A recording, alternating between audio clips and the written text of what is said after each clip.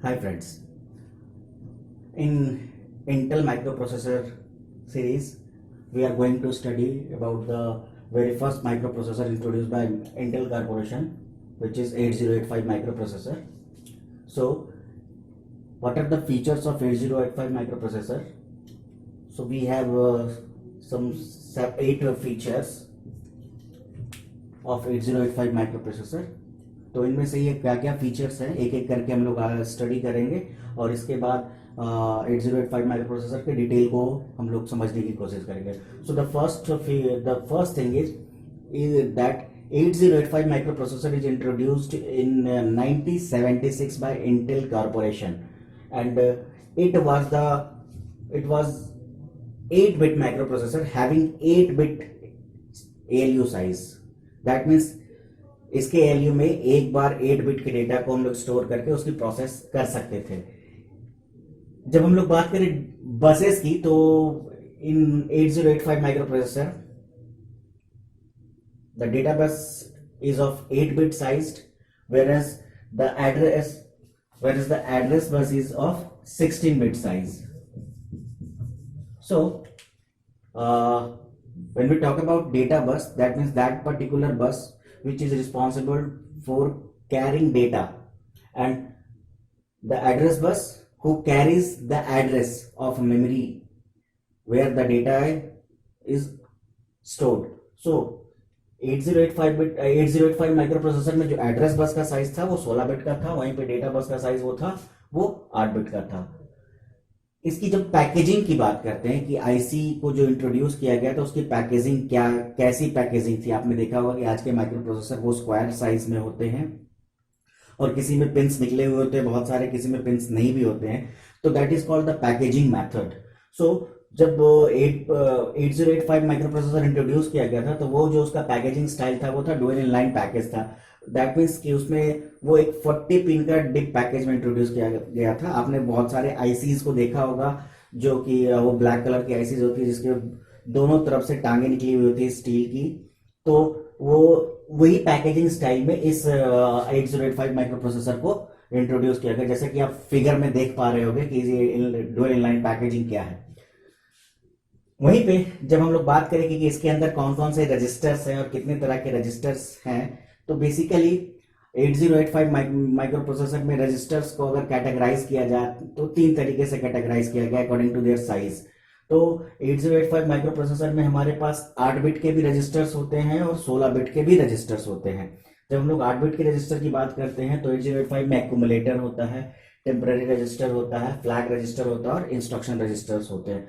तो ये जो रजिस्टर्स है वो 8 बिट के रजिस्टर है. That means these register can hold up to 8 bit of data, whereas we have some 16 bit size register also in 8085 microprocessor, and that registers are stack pointer, program counter, and incremental decremental address latch. Somewhere you read it as memory address register also. So 8 bit register, accumulator, temporary register, flag register, and instruction register, whereas 16 bit register, stack pointer, program counter, and memory address register or incremental decremental address latch. Now there is a special type of register for general purpose use. Every register has their specific task, but there is a general purpose register also, which is also known as general purpose register, the GPRs. So there are 6 8-bit general purpose registers. So these 6 8-bit registers are B, C, D, E, H, L.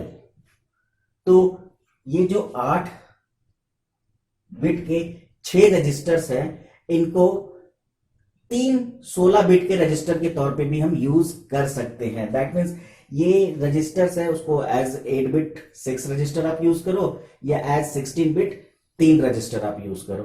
So this is the basic specific special type of register for general purpose use which is known as general purpose register. एक और चीज है यहाँ पे जो हमारे पास है, इसमें 8085 पे जानने की जरूरत है हमें, वो ये है कि यहाँ पे हमारे पास 6 इंटरप्ट कंट्रोल लाइंस होंगे. We have 6 interrupt control lines. तो this is all about 8085 microprocessor. अब 8085 माइक्रो प्रोसेसर के हम लोग डिटेल में स्टडी करेंगे। तो 8085 माइक्रो प्रोसेसर में हम क्या क्या स्टडी करने वाले हैं। इस 8085 माइक्रो प्रोसेसर में हम लोग इसको मॉड्यूलर वाइज पढ़ने की कोशिश करेंगे। तो सबसे पहले इसमें हम लोग 8085 में बसेस कौन कौन से होते हैं और वो क्या, उनका टास्क क्या है, उसके बारे में पढ़ेंगे। उसके बाद ALU जो हमारा तीसरा सेक्शन है वो है रजिस्टर्स। तो कितने तरह के रजिस्टर्स होते हैं और उनका क्या काम होता है, वो कैसे काम करते हैं। नेक्स्ट जो हमें पढ़ना है वो है इंटरप्ट कंट्रोल लाइंस। कितने इंटरप्ट कंट्रोल लाइंस है, जैसा कि अभी हमने कहा कि 6 इंटरप्ट कंट्रोल लाइंस है। तो कौन सा इंटरप्ट कंट्रोल लाइंस है, ये इंटरप्ट कंट्रोल लाइंस क्या होते हैं, इनकी क्या रिस्पॉन्सिबिलिटी होती है, इनकी क्या प्रायोरिटीज है। इसके बाद सीरियल इनपुट आउटपुट्स भी होते हैं 8085 माइक्रो प्रोसेसर में। इसके बाद हम लोग पढ़ेंगे timing control and timing signals और 8085 पिन डिस्क्रिप्शन। तो इस control and timing description timing signals को हम लोग इस 8085 पिन डिस्क्रिप्शन के साथ ही समझने की कोशिश करेंगे कि आखिर ये दोनों सारी चीजें क्या है। तो सबसे पहले जब हम लोग सिस्टम बस की बात करें तो नॉर्मली जब हम लोग बात करें 8085 माइक्रो प्रोसेसर में, तो 8085 माइक्रो प्रोसेसर में data bus, address bus and control bus. In previous video मैंने डेटा बस, एड्रेस बस और कंट्रोल बस को डिटेल डिस्कस किया है। फिलहाल जब हम लोग 8085 माइक्रो प्रोसेसर की बात करें तो यहाँ पे इन डेटा बस का साइज क्या होता है।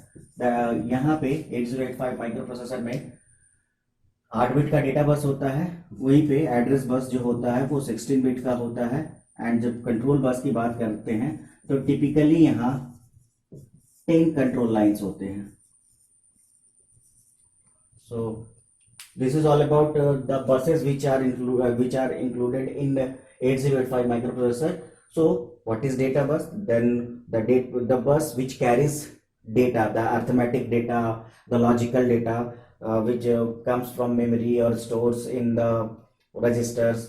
तो ये सारे जो है वो डेटा बस से, वो सारे डेटा है वो डेटा बस से कैरी हो गए। जब हम लोग एड्रेस बस की बात करते हैं तो एड्रेस बस है, ये 16 बिट का होता है, ये बाई डायरेक्शनल है, ये ध्यान रखने वाली बात है। This is by directional. Address bus is unidirectional and this is also by directional. Control bus is also by directional. So control bus basically, जब कंट्रोल बस की बात करते हैं तो कंट्रोल बस पे वो सारे डेटा ट्रैवल करते हैं जो कि जैसे राइट करना है या रीड करना है, मेमोरी के लोकेशन को एक्सेस करना है तो परमिट करना है, नहीं करना है, हॉल्ट करना है, रीसेट करना है। इस तरह के जितने भी कंट्रोल इंफॉर्मेशन है, इंटरप्ट लाइन आए, इंटरप्ट लाइन से जो इंटरप्ट आ रहा है दैट इज अ कंट्रोल, तो वो कैसे आएगा, तो वो सारे डेटा इस कंट्रोल बस से कैरी होते हैं। वहीं पे जब हम लोग एड्रेस बस की बात करते हैं तो CPU एड्रेस जनरेट करता है मेमोरी रेफरेंस के लिए कि किस पर्टिकुलर लोकेशन पे डेटा को स्टोर करना है या किस पर्टिकुलर लोकेशन से डेटा को रीड करना है। तो उसके लिए जिस बस का इस्तेमाल किया जाएगा उसे हम लोग एड्रेस बस कहते हैं और ये यूनिडायरेक्शनल होता है। केवल और केवल CPU एड्रेस जनरेट करेगा, जबकि डेटा बस मेमोरी से CPU और CPU से memory, control memory to CPU और other device, IO to memory, IO to CPU and CPU to IO और मेमोरी। तो इसलिए ये बाई डायरेक्शनल होता है। So these are the basically 3 types of buses in 8085 microprocessor. जब हम लोग 8 बिट माइक्रो प्रोसेसर की बात करते हैं दैट मीन्स यहाँ पे कि 8 लाइंस होंगे। सो देयर आर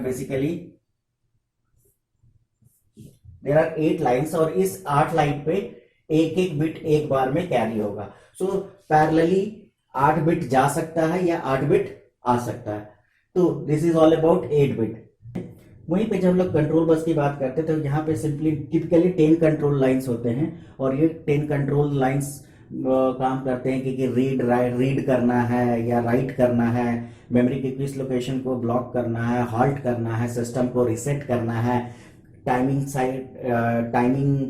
साइकिल या क्लॉक साइकिल, ये इस तरह के जो सारे ऑप्शंस है, कंट्रोल सिग्नल्स हैं, वो इस कंट्रोल बस के थ्रू कैरी होते हैं।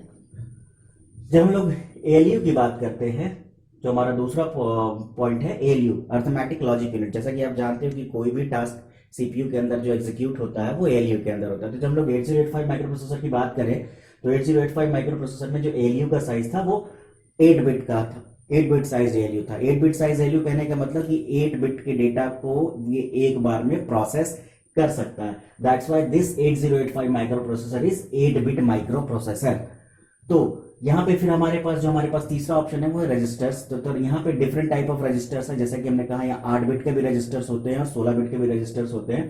तो register, interrupt control, serial input output को समझने के लिए हम लोग सबसे पहले 8085 माइक्रो प्रोसेसर का जो आर्किटेक्चर है उस आर्किटेक्चर को देखते हैं पहले, तो उस पर हम लोग समझने की कोशिश करते हैं।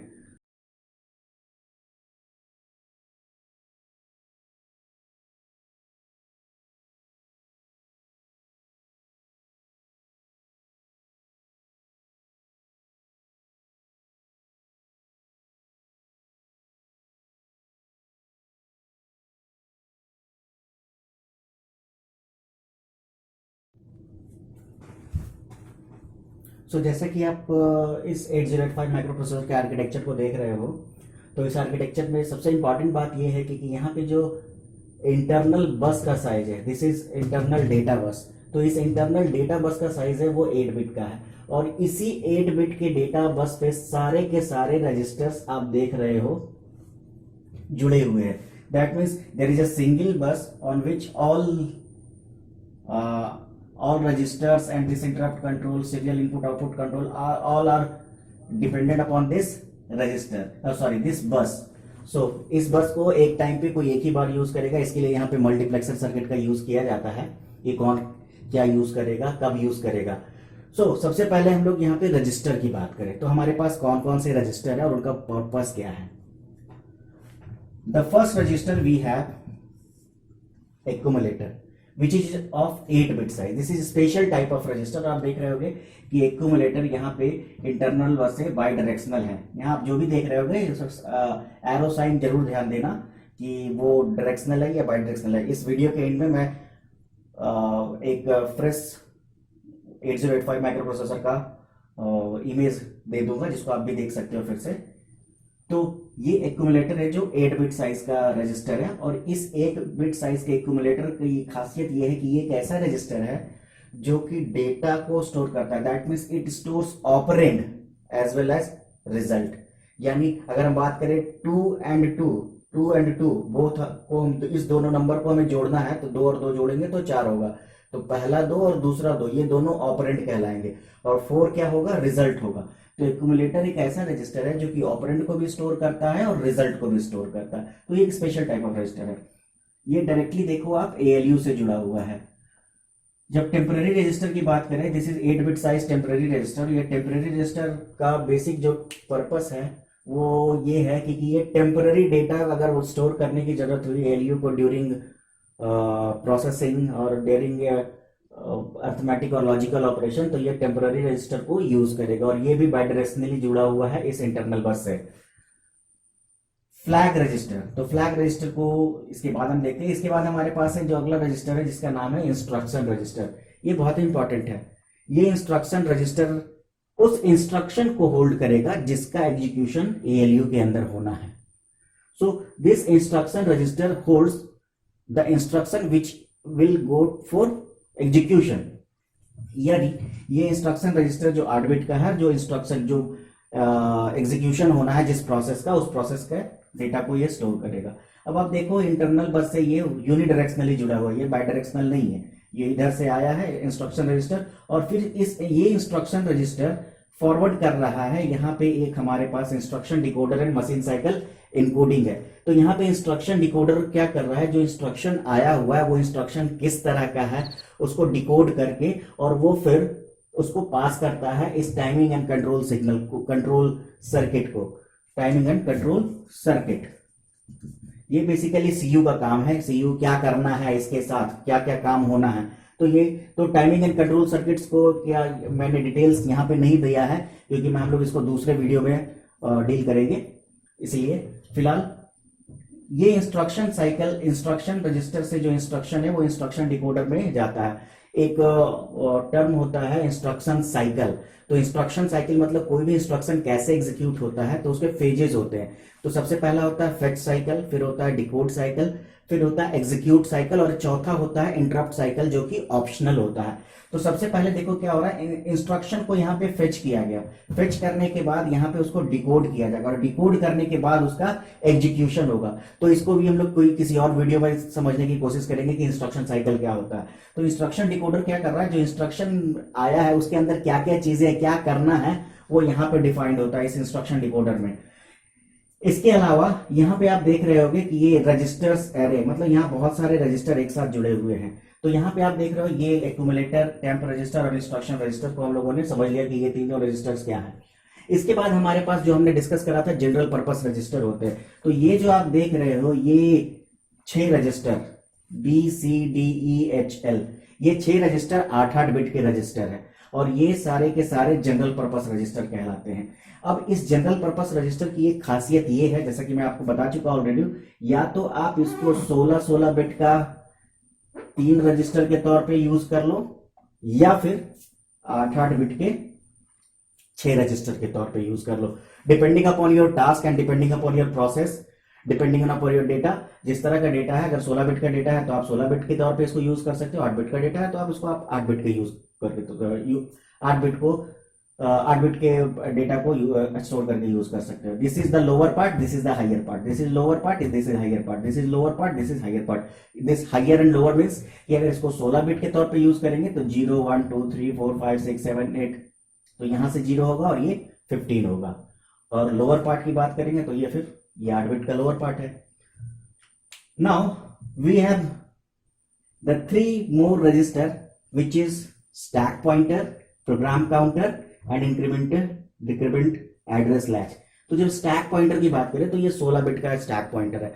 तो एक अलग तरह के प्रोग्रामिंग होती है जिसको हम लोग कहते हैं स्टैक प्रोग्रामिंग, जो कि कंप्यूटर में यूज की जाती है, और इसकी प्रोग्रामिंग भी होती है। आगे आप लोग डेटा स्ट्रक्चर में भी जाओगे तो पढ़ोगे इसको। तो स्टैक पॉइंटर बेसिकली क्या करता है, जब स्टैक प्रोग्रामिंग आप यूज करोगे तो जो स्टैक का सबसे ऊपर का टॉप ऑफ द स्टैक पे जो डेटा होता है उसको ये होल्ड करता है। तो ये 16 बिट का रजिस्टर इसका साइज है।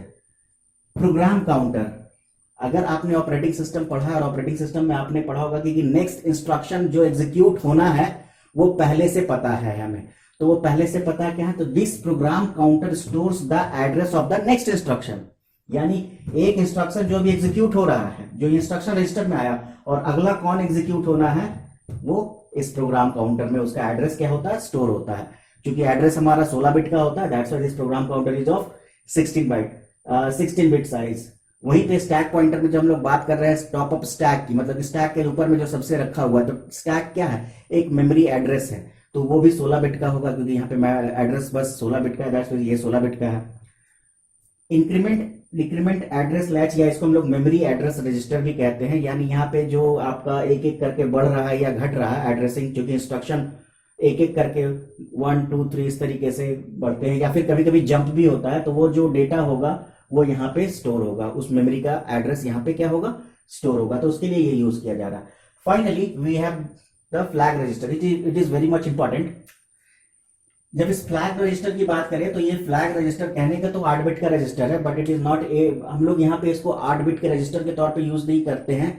ये बेसिकली यूज किया जाता है कंट्रोल पर्पस के लिए, जिसमें कि केवल 5 बिट ही इस्तेमाल किए जाते हैं, बाकी 3 बिट रिजर्व्ड होते हैं या अनयूज्ड होते हैं। तो वो 5 बिट जो यूज किए जाते हैं, तो हर एक बिट को एक फ्लैग के नाम से जानते हैं। तो वो कौन कौन से फ्लैग्स होते हैं, उस फ्लैग में सबसे पहला फ्लैग जो होता है वो कहलाता है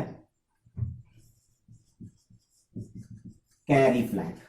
The second one is zero flag. The third one is sign flag.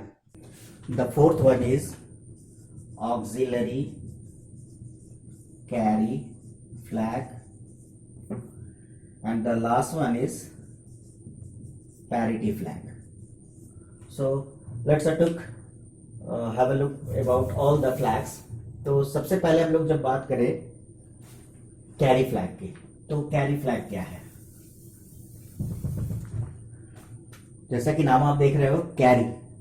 So carry what it means, let's suppose 7 6 और 7 2, जब ये दो नंबर को जोड़ते हो कितना हुआ 9। लेकिन अगर आप जोड़ते हो 7 3, what is this 7 3 10 0 and the another this is called carry, और ये कैरी यहाँ आगे फॉरवर्ड हो जाता है। तो अगर यहां देखो कि एक डिजिट और एक डिजिट के दो नंबर है आपके पास, तो उन दोनों को जोड़ने के बाद जरूरी नहीं है कि आपका आंसर एक ही डिजिट में मिले, दो डिजिट में भी मिल सकते हैं, लेकिन तीसरा डिजिट कभी नहीं होगा। सो उसी तरीके से जब दो हम बाइनरी डिजिट्स को जोड़ते हैं तो हमारा रिजल्ट क्या हो सकता है, 2 बिट में भी मिल सकता है, यानी 2 डिजिट में भी मिल सकता है।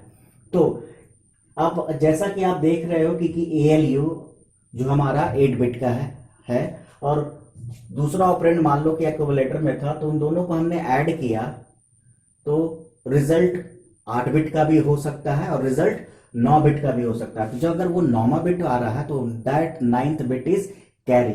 तो उस टाइप पे यहां जो कैरी फ्लैग है वो कैरी फ्लैग क्या होगा, सेट हो जाएगा, 0 साइन AC पैरिटी, ठीक है। तो ये कैरी फ्लैग क्या हो गया, सेट हो गया। और जब भी डेटा को रिजल्ट को देखा जाएगा तो रिजल्ट के साथ साथ इस फ्लैग रजिस्टर को भी देखा जाएगा कि कैरी में कुछ है या नहीं है, ठीक है। दैट्स व्हाई इसको हम लोग कंट्रोल रजिस्टर के तौर पे भी जानते हैं नाम से। दूसरा जो फ्लैग है हमारे पास जिसको हम लोग जीरो फ्लैग कह रहे हैं, अगर ALU ने कुछ कैलकुलेट किया और उसका रिजल्ट 0 आ रहा है तो ये जीरो फ्लैग क्या हो जाएगा, सेट हो जाएगा। तो हमें रिजल्ट देखने की जरूरत नहीं, डायरेक्टली हम इस कंट्रोल फ्लैग को देखेंगे, वहां पे हमें सेट मिला यानी या तो result is 0। The next is we have sign flag. Sign flag का यूज तब करते हैं जब हमारा नंबर पॉजिटिव या निगेटिव यानी साइंड नंबर होते हैं। साइंड नंबर आप जानते हो, signed number that means +5 -6, these are the sign number. तो इस साइन हमारे पास दो होता है, या तो प्लस या माइनस, तो एक 1 यूज किया और एक 0 यूज किया। तो अगर हमारा नंबर साइंड नंबर है तो उस कंडीशन में इस साइन फ्लैग को यूज किया जाएगा, सेट और रिसेट करेंगे। वहीं जब हम लोग ऑक्सिलरी कैरी फ्लैग की बात करते हैं तो ऑक्सिलरी कैरी फ्लैग का इस्तेमाल किया जाता है BCD एडिशन में, BCD एडिशन और subtraction. BCD stands for binary coded decimal. जिस तरीके से बाइनरी नंबर होते हैं उसी तरीके से बाइनरी कोडेड डेसिमल नंबर भी होते हैं। तो जैसे बाइनरी नंबर की बात करें 13, तो 13 का बाइनरी नंबर होगा 8 4 2 1, this is 13 in binary. But in BCD first of all we 3 digit BCD की बात कर रहा हूं, एक नंबर के लिए 3 बिट यूज होगा। तो लेट सपोज या 4 बिट की बात कर रहे हैं तो 3 हमें लिखना है, तो 3 लिखने के लिए लिखना होगा 0 0 1 1, दिस इज 3 एंड फॉर 1 0 0 0 1। तो ये बाइनरी में 13 है और ये BCD में 13 है। तो जब इसके कैलकुलेशन होगा तो 13 और 13 को अगर आप बाइनरी में कैलकुलेट करोगे तो वो अलग तरीके से जोड़ा जाएगा, लेकिन जब BCD का होगा तो ये भी 13 और 13 अलग होगा। तो पहले इसका कैलकुलेशन होगा फिर इसका कैलकुलेशन होगा, तो यहां से जो कैरी जनरेट होगा उसको हम लोग ऑक्सिलरी कैरी कहते हैं। तो उस टाइम पे इस ऑक्सिलरी कैरी फ्लैग को कैरी जनरेट करने के लिए सेट करने के लिए यूज किया जाएगा। And the last one is parity flag. It is very much important for error detection and correction. तो पैरिटी का सिंपल मीनिंग होता है नंबर ऑफ वंस। अगर हमारे पास एक नंबर है, ये हमारे पास एक बाइनरी नंबर है, तो इसमें एक की कितनी संख्या है, 1 2 3, ठीक है। तो इस 3 को हम नहीं लिख सकते, तो यहां ऑड इवन को यूज कर सकते हैं। तो बेसिकली पैरिटी को यूज किया जाता है एरर को डिटेक्ट और करेक्ट करने के लिए। तो इस पैरिटी का यूज हम लोग कभी डिस्कस करेंगे नेक्स्ट सेगमेंट में। तो बेसिकली पैरिटी फ्लैग, अगर पैरिटी होगा तो सेट करेंगे, नहीं होगा तो रिसेट करेंगे, यानी ऑड होगा तो सेट, इवन होगा तो रिसेट, डिपेंडिंग अपॉन कि कौन से माइक्रो प्रोसेसर में किस तरह का प्रोग्रामिंग सेट की गई है, ठीक है। तो वहां पे पैरिटी फ्लैग को सेट किया जाएगा। So this is all about the registers of 8085 microprocessor. Now in next we are going, हम लोग इंटरप्ट को समझते हैं कि इंटरप्ट क्या है, और अगले वीडियो में इंटरप्ट को, सीरियल इनपुट और आउटपुट को समझने की कोशिश करेंगे। एंड फाइनल वीडियो में टाइमिंग एंड कंट्रोल और पिन डायग्राम को हम लोग समझेंगे। सो इस वीडियो में इतना ही। Thank you.